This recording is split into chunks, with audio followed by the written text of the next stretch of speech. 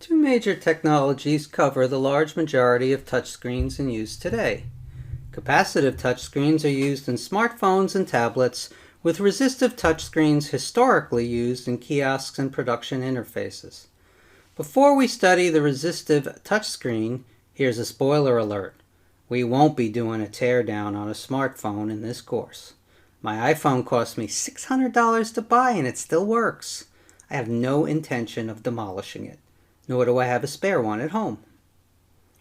The first commercial resistive touchscreens use 4 wires to connect the screens to the controller. The top 2 of 3 layers are made of glass coated with conductive layers of indium tin oxide. The top layer is flexible and the middle layer is rigid. The layers are separated by hundreds of thin insulating spacers, sometimes called dots. These spacers prevent the flexible layer from contacting all parts of the middle layer, rather than just those parts that are being touched. The bottom layer is made of insulating glass to separate the conductors from the underlying circuits. The top layer has 2 conducting bars on the Y direction edge. These bars are used to conduct a signal from the touch point that indicates a Y location. The middle layer has 2 conducting bars on the X direction edge. Those bars are used to conduct a signal from the touch point that indicates an X location. Because the top and middle conductive layers have uniform resistance, voltage applied to these layers produces a uniform voltage gradient. The XY location of the touch point will be indicated by unique voltages, corresponding to the distance from the bars labeled plus VCC. When the user touches a location, the top layer is pushed in contact with the middle layer, creating an active circuit. You can use your bare finger, a gloved hand, a stylus, or other pointer, and you still make the circuit. The system first powers the top layer and measures the Y coordinate.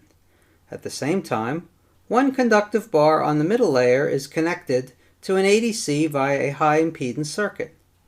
The ADC input range is set in firmware to between 0 volts and plus VCC, with 0 volts corresponding to a Y location at the ground edge and plus VCC corresponding to a Y location at the plus VCC edge. The touch location is located 0.6 times the screen length L1 away from the plus VCC edge. The Y equals 0 point is located at the ground edge. Therefore, the Y position equals 0.4 times the screen length L1. Next, the system powers the middle layer and measures the X coordinate. At the same time, one conductive bar on the top layer is connected to an ADC via high impedance circuit. The touch location is located 0.65 times the screen width L2 away from the ground edge. The X equals 0 point is located at the ground edge. Therefore, the X position is 0.65 times the screen width L2. This diagram shows an equivalent circuit for a 4-wire touch screen. The Y position measurement connects XN to the ADC. Analog high Z is used to calculate the touch pressure. The X position measurement connects YP to the ADC. And at any time, only 3 of the 4 wires are involved in the circuit. 4-wire touchscreens have been in use for many years, along with their reliability issues.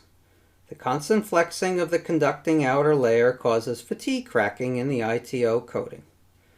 The cracking changes the electrical resistive and linearity of the top layer, and thus of the Y measurements.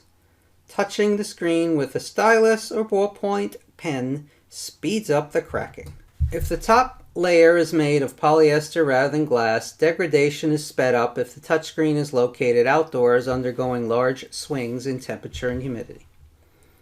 A typical 4-wire touchscreen lasts somewhere between 100,000 and 1 million uses.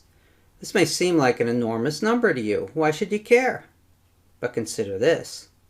Suppose we installed one in a busy airport for passengers to obtain their boarding passes and check luggage. A typical data entry process lasts a minute and requires perhaps 20 screen touches. Passengers use it continuously for 10 hours per day. That makes 24,000 touches per day or 876,000 touches per year. So roughly once per year, the airlines must replace their touchscreens. Would you want a product like that? Engineers are inventive, and people soon went about looking for a solution to the reliability problem. They needed a way to remove the conducting function for the flexible top layer, but with 4 wires that wasn't possible. They needed a way to remove the voltage measurement function for the flexible top layer, but with 4 wires that wasn't possible. So what were they to do? Add a 5th wire, of course. A 5th wire touchscreen has a top flexible layer and a rigid bottom layer. Both are conductive, but the bottom layer determines both the X and Y positions. The top layer acts only as a voltage probe. The 2 layers are separated by hundreds of thin insulating layers as per the 4-wire touchscreen.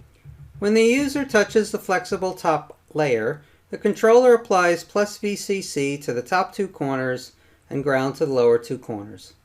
The 5th wire is attached to the flexible top layer. A voltage gradient is created between plus VCC at Y equals L1 and ground at Y equals 0.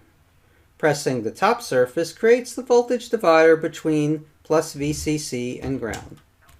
The analog input at the touch point is fed into the ADC to calculate the Y location, as per the 4-wire design. Now the controller applies plus VC to the left 2 corners and ground to the right 2 corners.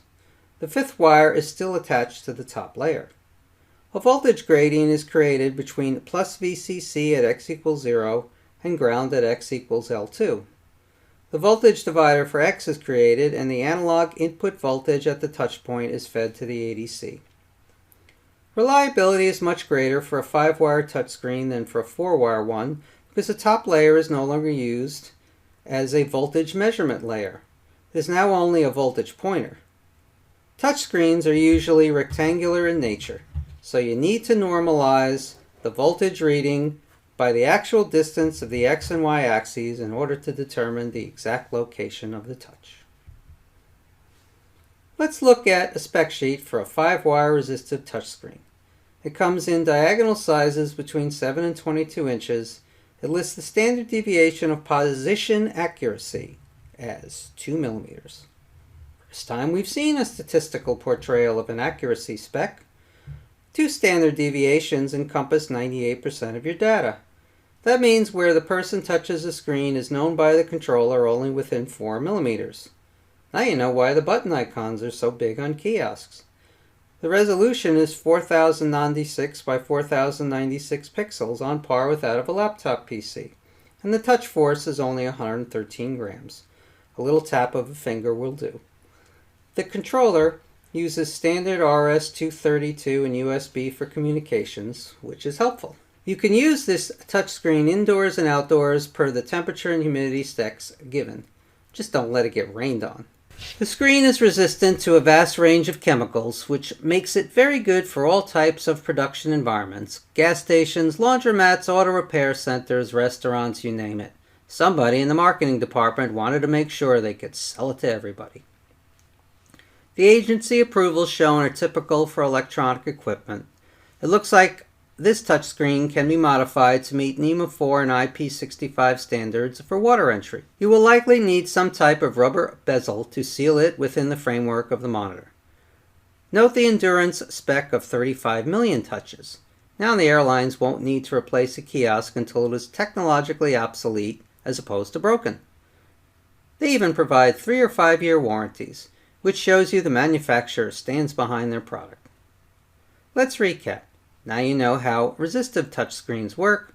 Let's discuss the capacitive ones.